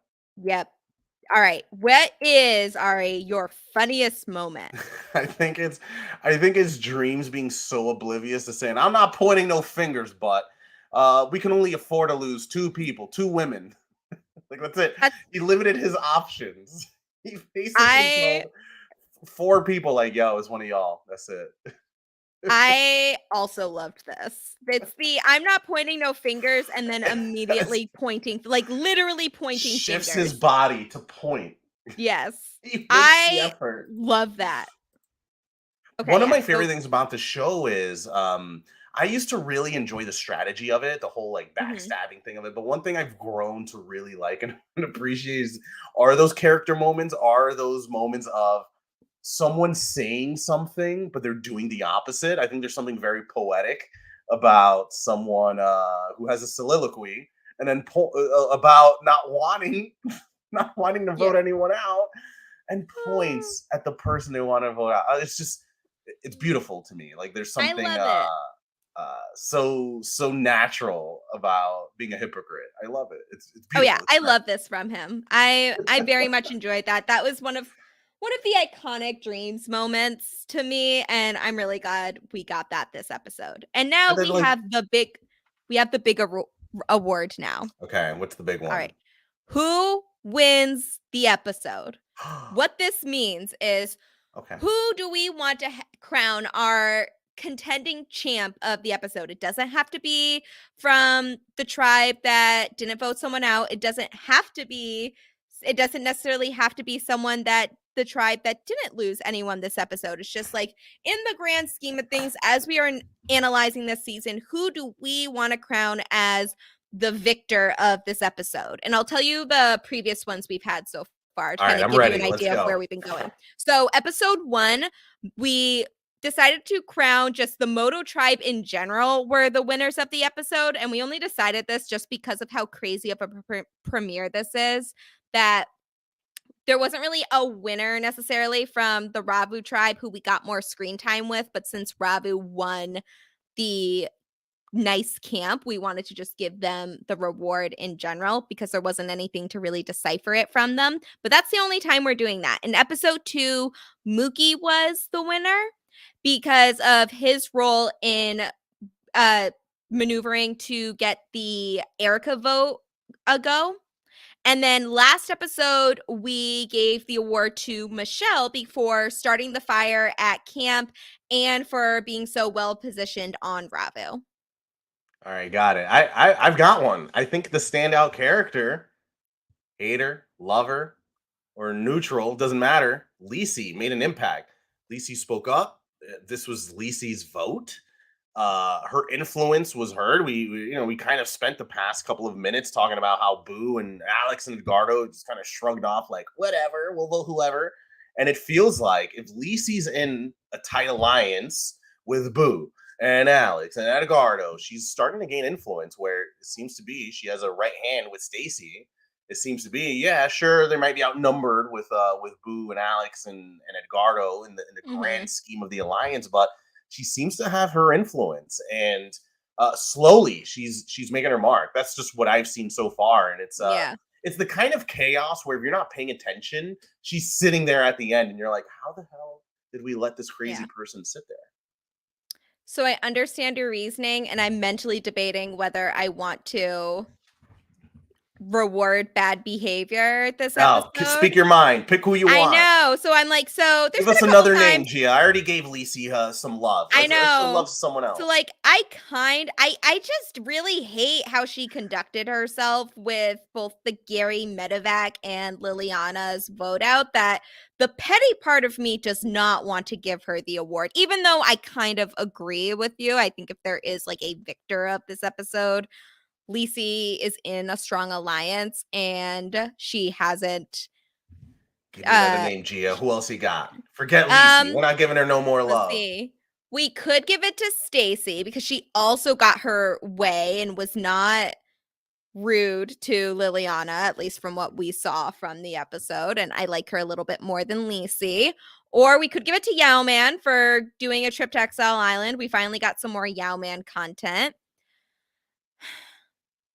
Those are my two big guesses right now. I guess we should give it to Lacey since she did technically win the Oh, we're giving episode, it to but Lacey. I don't want to. I I'll just give you really this. don't want I was to. thinking of alternatives aside from Lisi, and I feel like it's Yao Man. Yao Man's the other one on Ravu. He was I really know. And I liked pretty well. he also had innovative gameplay, but it was just such a quick moment that he didn't technically win the episode, but like I want to give it to him over Lisi. And it's my podcast, so I feel like I can do that if I really want to. I can but I don't. Oh, this is so hard. I feel like yes, Lisi did win the episode, but I don't want to give it to her. Who are we giving it to? I don't want to do Cassandra? it. Oh, I should give it to Cassandra 'cause she didn't get voted out. That's a win, right? That's a And win. I know, but she didn't really win. Yo, let's keep it real, Gia. What did Cassandra do to get the target off of her back. Not get voted out, and she has just a really nice smile. Do we want to just give it to her She's a good because smile, good she has a laugher, wonderful very smile? positive personality. I just really like Cassandra, and she hasn't been getting a lot of love yet. I guess, okay, I will put Lacey as the winner, but I just really don't want to. Begrudgingly. Hey, All look, right, not all world champions are rootable. I I'm not giving her that much credit. I begrudgingly, I put it, all right, I figured out what I will do here because I don't want to be nice about this. So I will begrudgingly put Lacey as the winner of this episode, but I am literally putting in parentheses in my notes begrudgingly. Oh, I it's am there. putting It's Lacey. literally being typed It's out in real yep, time, yep. It is begrudgingly. literally begrudgingly Lacey. So that yes, she won the episode. I kind of want to give it to Yauman, but I think I think this is the last great moment we see of Yauman. So I'm confident we will see him in that boot again. So or that we will see him as a contender for that award again and another point. And actually he does get a significant amount of time in the previews for the next episode too, where his with this new information they're going to have another idol hunt. So we'll see if how Yao Man conducts himself. He might be a contender next episode as well. Ooh, you gonna tease us with the next episode? Who do we got? What do we got going on? So basically, what we have here, the two main things are there is some more trouble happening on the Moto tribe, specifically with what Alex calls those girls. No, Now, dumb girls. Those I dumb, know stupid what, girls. yes. So I know what he's referring to. So I won't comment on it, but there is some more trouble brewing at Moto. It is not all paradise at the Halves camp. And we have the other piece of this is that the hunt for the idol is on. And at this moment, the only two people that know about the idol being at camp are Yauman and Earl. So I'm very excited to see where this goes. I know where it goes, but I'm excited to watch it play out again. Or as Cassandra calls him, yeoman. Yeoman. Whatever Cassandra wants, honestly. It's And somebody totally called fair. him Wow Man. Sylvia, Wow Man. That's what she called him. That was a great, a lot of nicknames in Fiji. Boo, Papa Oh, Smurf, Yauman. Green, Wow Man. Yep. Just it's great. I love it. I love it. And I'm very excited to talk about some more positive moments with this cast, but this was a great episode. We are 2 hours in. Ari, thank you so much for joining me here. Is where can people follow you? And is there anything that you would like to promote? I don't have anything to, you know what? I do have something to promote. Let's You start with do. Survivor New York. So I played a Survivor New York. live reality game. I'm over here talking about other people playing Survivor when I've played it myself. So why don't you follow Survivor New York on YouTube, subscribe, follow along. We literally had the season premiere 2 weeks ago. Depending on when you're listening, maybe we've got the next episode coming out, episode 3. It's out already. I watched it. Or depending on when you're listening, maybe the whole season's out already. Why don't you just binge it? So you actually get to watch someone commenting on it that's played a one-day live reality game before. But if you want to follow me along, I'm on Twitter at Ari Ferrari. I'm on Instagram, Ariel De Jesus, and all I'm doing is like posting pictures on there. But if you want to keep up for whatever reason outside of the Survivor stuff, that's what I'm up to. But I'm always down to talk Survivor. I'm over here talking about what are we looking at? 15-year-old season of Survivor. I compare Survivor to sports all the time, but ain't nobody talking about the 2007 NFL season. I'll give you that much. That is a good point. Anything else you want to promote, or are you good? No, keep watching Fiji forever. It'll always live on. I'll tune in next week. God. Absolutely. And you can follow me on Instagram, Twitter, and TikTok at Classically Gia for all of my reality TV shenanigans. Also, this is a Survivor podcast about a very diverse Survivor season. So you should follow the Survivor Diversity campaign at Serve Diversity. That's at SURV Diversity. Abbott Elementary is back, and so is mine and Chappelle's coverage of the second season of my favorite sitcom. We are back. We have our first episode out where we discuss the premiere, and we will follow that up with bi weekly episodes, talking about 2 episodes at a time. Very excited to see where the rest of the season goes, but I am loving it so far. So you should give it a listen, give us 5 stars, talk about how funny and attractive and witty and knowledgeable we are, all the good things. 5-star reactions only, please. Thank you.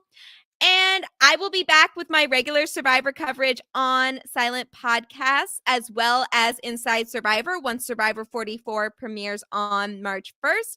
But until then, you can listen to Fiji forever on Silent Podcasts as well, and all of my old content also. Thank you all so much for once again watching or listening or watching, however you are viewing this, on Fiji Forever. I'm very excited to talk about next episode 5, and within the next coming week. So stay tuned for announcements following that. Thank you again for your continued support, and I'm very excited to talk about what's in store next time.